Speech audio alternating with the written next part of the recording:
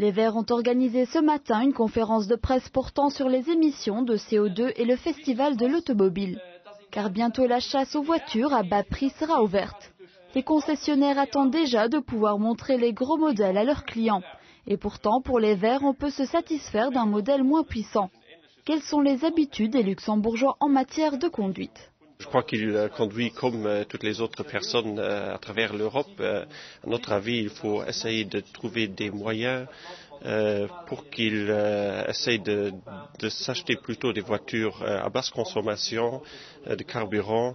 Et c'est une de nos propositions à travers un système de taxation à inviter les personnes à plutôt s'acheter des voitures qui consomment moins que d'autres. Donc une taxation réglementée de manière différente. Moins de consommation signifierait moins de taxes. Actuellement, la taxe dépend de la cylindrée du véhicule. Un moteur de 2 litres payera donc plus de taxes qu'un 1,8 litre, mais quelle devrait être la nouvelle taxation demandée par les Verts ?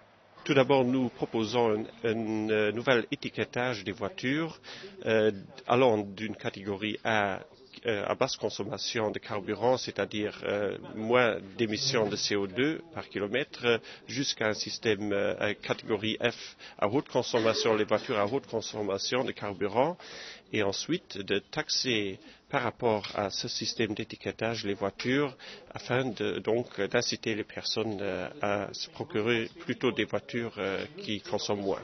Ce sont donc plusieurs possibilités qui permettraient de faire participer le citoyen de manière plus active à la réduction du CO2. Il reste néanmoins un problème, il n'y a pas d'alternative à l'essence et au diesel. En Allemagne, certaines stations-service proposent déjà des carburants bio.